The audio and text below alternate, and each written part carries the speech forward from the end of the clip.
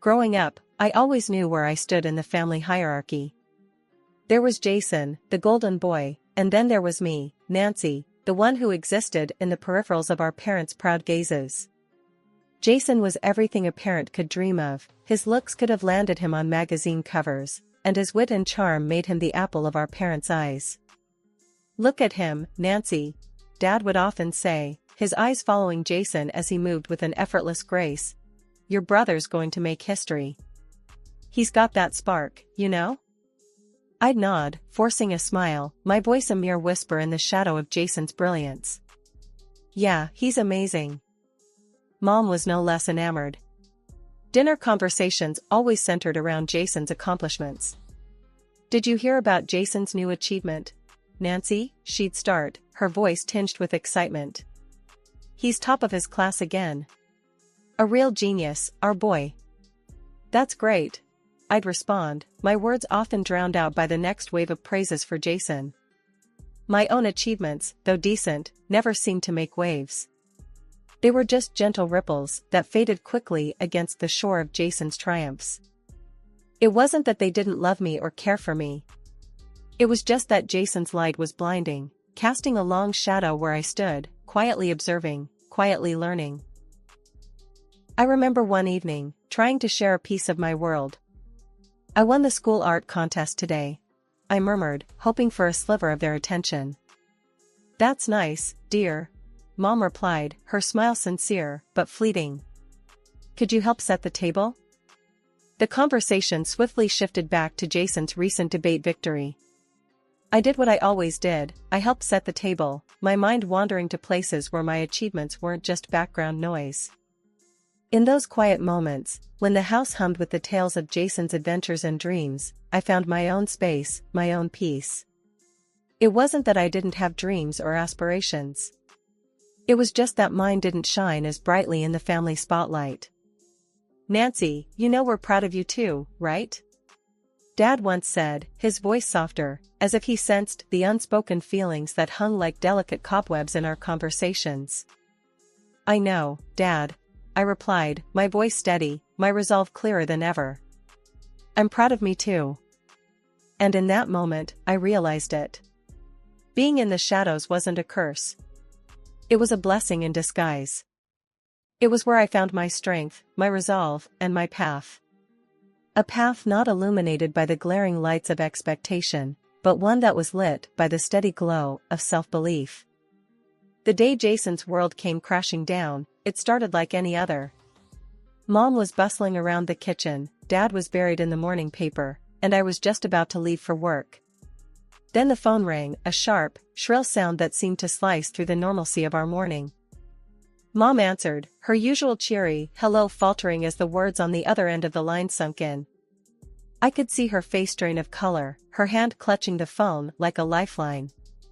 What are you saying?" she stammered, her voice barely a whisper. "My Jason?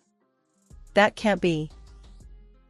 Dad and I exchanged worried glances, the air thick with tension. He stood up, his chair scraping against the floor, and made his way to Mom. "Honey, what is it? What's happened?"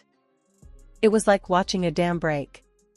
The words poured out of Mom, each one heavier, more unbelievable than the last. "It's Jason, he's been arrested. They're saying he used his looks, his charm, to scam women out of their money." The room spun, the news hitting us like a physical blow. Jason, our golden boy, the pride of our family, a criminal? It didn't add up, it couldn't. But the weight of the truth was undeniable, pressing down on us, suffocating. Dad slumped back into his chair, his face the picture of defeat. How did we not see? All this time, we thought he was our perfect son, but we were blind. I stood there, frozen, the familiar feeling of being in the background now a twisted comfort. But this time, the background was a stage for a tragedy, a play where our family was coming apart at the seams. Mom was sobbing now, her body racked with guilt and disbelief. We failed him, we spoiled him. Gave him everything, never questioning, never doubting. And now, look what he's done. Her words were like bitter pills, hard to swallow. We had all played our parts in this, in one way or another. Our silence, our blind adoration, they had fueled Jason's fall, just as much as his own actions. I moved closer, my own shock giving way to a need to hold my family together. Mom, Dad, this is hard. It's going to be hard. But we need to face it, deal with it. We can't let this break us. Dad looked up, his eyes meeting mine, a silent understanding passing between us. Nancy's right. We need to be strong, now more than ever. We sat there, the three of us, bound by blood and a shared heartache. The golden image of Jason, the one we had all held on to, had shattered. Sitting at the old, creaky kitchen table that had witnessed so many family dramas, the air felt different, almost electric with change. Mom and Dad had called me over, their faces solemn, a stark contrast to the usual casual weekend dinners. Nancy, we need to talk, Dad began, his voice unsteady. He was a man of few words, so the seriousness in his tone immediately set off alarms in my head. Mom reached across the table, her hand trembling slightly as she took mine. Honey, your father and I have been doing a lot of thinking. About the past, about how we treated you and Jason. I felt a knot forming in my stomach. Discussions about Jason usually meant trouble or disappointment. But this felt different. There was a sense of confession in the air, a need for redemption. We realized we weren't fair to you, Nancy, Dad continued, his eyes not meeting mine. We were so caught up in your brother's life, his successes, and, later, his mistakes. We overlooked you, the steady, strong heart of this family. Mom nodded, her eyes brimming with unshed tears. We're so sorry, sweetheart. We can't change the past, but we want to make things right, starting now. We've put aside some money for you, for your education, for your future. It's not just an investment, it's our way of saying we see you, Nancy. We always should have. The words washed over me, a mix of emotions swirling inside. Part of me wanted to brush it off, to maintain the sturdy, independent facade I'd built over the years. But another part, a softer, more vulnerable part, felt seen for the first time in a long while. Mom, Dad, I don't know what to say. I stammered, the walls I'd carefully constructed around my heart starting to crumble. Say you'll accept it, Nancy. Say you'll let us do this one thing right, Mom urged, her voice thick with emotion. So, I accepted, not just the money, but the olive branch they were extending. College was a whirlwind of late-night study sessions and early morning classes, but every challenge, every triumph felt doubly sweet. It was my journey, but it was also our journey, a silent pact between my parents and me to mend the frayed edges of our family tapestry. Graduation day was a scene I'd replay in my mind for years to come. Mom and Dad in the audience, their applause drowning out the rest, their faces alight with pride, not just in my achievements, but in our collective healing. Madam Wilson, my students would greet me each day as I entered the classroom of the prestigious private school where I taught. My heart would swell with pride, not just for the title, but for the journey it represented. Life found a new rhythm, a comforting routine of teaching, grading, and quiet evenings in my rented apartment. The savings account for my own place grew slowly but steadily, a testament to my perseverance and independence. During weekend dinners at Mom and Dad's, the conversation flowed more freely, the laughter more genuine. We were rediscovering each other, learning the contours of our lives beyond the shadow of Jason's tumultuous legacy. You're really making a difference, Nancy, Dad would say, his eyes shining with sincerity. Those kids, they're lucky to have you. And we're lucky to have you, honey, Mom would add, passing me another serving of her famous lasagna. You've brought so much light into our lives, especially when things seemed the darkest. And as for Jason, he was like a distant echo, a memory that had lost its sharpness over time. His name rarely crossed our lips, and when it did, it was met with a somber acknowledgement and a quick shift to brighter topics. Life has a way of throwing punches when you least expect it. That's what happened the day I lost Dad. It was a day like any other until it wasn't. The phone rang, shattering the calm of my morning routine. It was Mom, and the tremble in her voice told me something was terribly wrong before she even spoke. "Nancy, it's your dad," she said, each word soaked in grief. He's had a heart attack. He's gone, Nancy, he's gone." The world stopped. Just like that. Dad, the steady rock of our family, the quiet force that held us together, was gone. I couldn't breathe, couldn't think. All I could do was listen to Mom's sobs on the other end of the line. "I need you, Nancy. Please, I need you here," she pleaded, her voice a lifeline in the midst of my own swirling despair. "I'm coming, Mom. I'm coming right now," I managed to say, my voice sounding foreign to my own ears. The drive to my parents' house was a blur. My mind replayed a million memories, each one a sharp reminder of what we'd lost. Mom was a wreck when I got there, her tears a silent testament to the love she'd shared with Dad for all those years. "We didn't even get to say goodbye, Nancy," she cried, her words breaking on each sob. "He was fine last night, and now he's just gone." I held her, two pieces of a puzzle, trying to hold each other together. There were no words, no comfort to be found in the usual platitudes. So, we just stood there, holding on to each other, the silence speaking volumes. The days that followed were a haze of arrangements and condolences. Relatives and friends came and went, each one trying to offer some solace, some sense of normalcy in the face of our raw grief. "I can't believe he's gone, Nancy," Aunt Linda said, her eyes red from crying. "Your dad was such a good man, a real pillar of the community." I nodded, the lump in my throat making it hard to speak. "He was the best, Aunt Linda. The best." And then there was the matter of Jason. The brother who'd cast such a long shadow over our lives was nowhere to be found. Mom, despite everything, had reached out to him, a mother's love overcoming even the deepest hurt. "He didn't even care, Nancy," she told me, her voice hollow. "He just asked about money, about inheritance. As if your dad's life was just some transaction." The anger that flared within me was fierce and protective. "Forget him, Mom. He made his choices. We're better off without him." The funeral was a quiet affair, just a few close friends and family. The absence of my brother was a silent scream in the midst of our mourning, a final proof of the divide that had grown between us.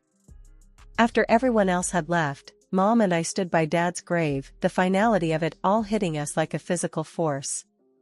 "He loved you so much, Nancy," Mom said, her hand gripping mine. "We both did. We both do." I squeezed her hand back, the gesture a promise, a vow. "I know, Mom. And I love you. We'll get through this. Together." Life was different after that. The house felt emptier, the conversations quieter. But in that quiet, there was also a sense of unity, of two people coming together, sharing a loss, and somehow finding a way to keep moving forward. Life after Dad's passing was like walking through a fog. Me and Mom, we were trying to pick up the pieces, make sense of a world that had tilted on its axis. That's when the greed we thought we'd left behind came knocking. I started noticing it, subtle at first. Mom would get these phone calls, her face turning all shades of worry as soon as she saw the caller ID. She'd step into the other room, her whisper seeping through the walls, laced with tension and unease. "Mom, what's going on? Who keeps calling?" I finally asked one evening, unable to shake the feeling that something wasn't right. It was like watching a dam break. Mom's facade crumbled, the truth pouring out in a torrent of pent-up fears and guilt. "It's Jason," she confessed, her voice barely above a whisper. "He's been calling, asking for money. I've been sending it to him, Nancy. I didn't want to worry you." My heart sank, a mix of anger and disbelief churning inside me. "Jason? After all this time, after everything, he has the nerve to ask for money?" Mom nodded, her eyes clouded with regret. I know it's wrong. But he's my son, Nancy. I couldn't just turn him away, not completely. I took a deep breath, trying to steady the storm inside me. Mom, we can't do this. We can't let him bleed us dry. He didn't even care enough to come to Dad's funeral. His greed, it's got no end. The decision was made. Next time Jason called, we'd put an end to it, once and for all. The phone rang, right on cue, Mom's hand shaking as she answered. Jason, listen. She started, her voice stronger than I'd heard in a long time. I can't do this anymore. There's no more money. You need to figure things out on your own. The response was a barrage of insults and threats, Jason's voice a venomous hiss spitting through the phone. But Mom stood her ground, her resolve a newfound armor against his greed. After she hung up, the silence that followed was heavy, loaded with the weight of a severed tie, a final break from the son who'd chosen his path, a path of selfishness and greed. Just when we thought we'd weathered the worst of the storm, life hit us with another cruel blow. Mom, she'd been the glue holding me together after Dad passed, but her heart, it seemed, was more fragile than we knew. I found her that morning, peaceful like she was just sleeping. But I knew, the silence in the house screamed it, she was gone. The pain, the loss, it was like a punch to the gut, knocking the wind right out of me. I called Aunt Linda, my voice a shaky whisper, Aunt Linda, it's Mom, she's passed away. The line went quiet, the kind of silence that's heavy with unspoken words. Oh, Nancy, she finally said, her voice thick. I'm so sorry. Your mom, she was one of the good ones. The days that followed were a blur. There were arrangements to be made, people to call. The same people who'd just offered their condolences for Dad were back, their faces etched with shock and sympathy. I was running on autopilot, doing what needed to be done, but inside, I was screaming. How much loss can one person take? First Dad, then the betrayal of cutting ties with Jason, and now Mom. The funeral was a quiet affair, just close friends and family, the air thick with grief and whispered prayers. And once again, the gaping absence of Jason was like a dark cloud, a stark reminder of the choices he'd made, the family he'd turned his back on. After everyone else had left, I stood there alone, the weight of my new reality pressing down on me. Aunt Linda came over, her hand gentle on my shoulder. Nancy, you're not alone in this, she said, her voice firm. You've got family, people who love you. And your parents, they'd be so proud of you, of the woman you've become. Her words, meant to comfort, were a small light in the darkness. But the path ahead was mine to walk alone, a road paved with memories and what-ifs. The house, once filled with the laughter and warmth of a family, now echoed with silence, each room a reminder of what had been, of what was lost. But in that silence, there was also space to breathe, to grieve, and eventually, to heal. The grief was still raw, the loss of Mom like a wound that refused to heal. That's when Jason decided to make his grand return, not with condolences or apologies, but with demands and arrogance. I heard the knock, loud and impatient, echoing through the empty halls of the house that had once been filled with love and laughter. I opened the door, and there he stood, my brother Jason, looking every bit the part of the prodigal son, except there was no remorse in his eyes, just greed and entitlement. Nancy, long time no see, he said, his voice dripping with a false cheerfulness that didn't reach his eyes. Beside him was his wife, her makeup as bold as her husband's audacity. Jason, I replied, my voice steady, despite the storm of emotions inside me. What are you doing here? He smirked, a look that made my skin crawl. Well, sis, now that the old folks are gone, I figured it's time to settle the family affairs. Starting with this house. His words hung in the air, heavy with implications. His wife, standing there like a vulture waiting for its share, chimed in. Yeah, sweetie, why don't you just pack up your things and make it easier for everyone? I felt a flare of anger, hot and fierce. This is my parents' house, my home. You have no right to barge in here and make demands. Jason's smirk widened. Oh, come on, Nancy. We all know Mom and Dad would have wanted me to have this place. I'm the eldest, after all. I shook my head, disbelief and anger mingling in a potent mix. You have some nerve, Jason. You didn't even bother to show up for their funerals, and now you just waltz in here expecting to take everything? His wife snorted, her voice sharp and cutting. Look, let's not make this harder than it has to be. You've had your time here, now it's our turn.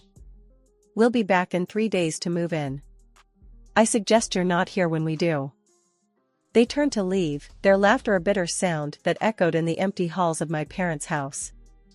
I stood there, rooted to the spot, a mixture of grief, rage, and disbelief coursing through me. But as the door closed behind them, a resolve settled in my heart. This was not just a house, it was my heritage, my parents' legacy. I wouldn't let Jason and his greed tarnish their memory, wouldn't let him destroy what they had built with love and sacrifice. I picked up the phone, my fingers dialing the number of Aunt Linda, Mom's lifelong friend and confidant. Aunt Linda, it's Nancy. I need your help. Jason's back, and he's after the house.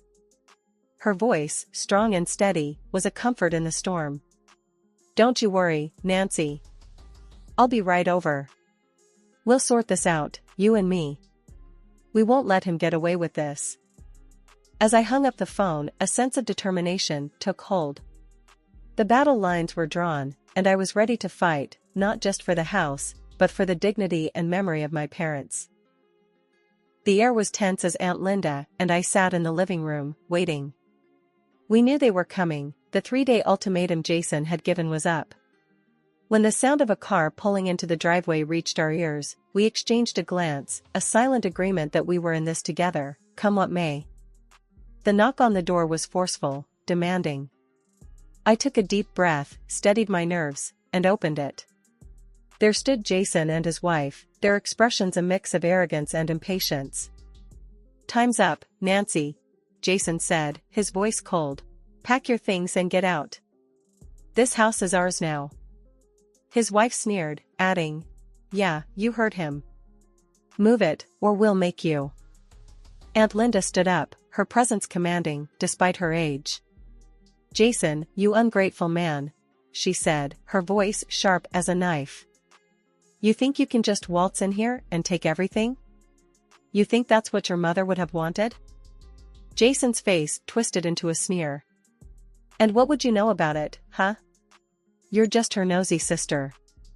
Aunt Linda's laugh was bitter, filled with years of watching a family torn apart by greed. I know more than you think. Your mother made me the executor of her will. She knew exactly what kind of man you'd become. She waved an envelope in front of Jason's face. He snatched it from her hands, tearing it open with a viciousness that made my blood run cold.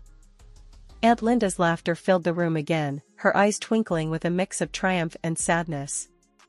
Oh, Jason, you really thought you could bully your way into a fortune? That was just a copy.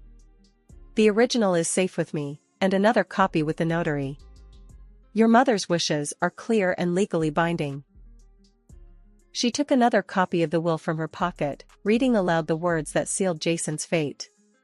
The house, 200 grand, it was all mine, a final gift from a mother. Jason's anger erupted like a volcano, his words a stream of venom and desperation. This is a joke, right? He stammered. Everything to Nancy? And all I get is a Bible? You can't do this to me. That's my money, my house. You have to share it.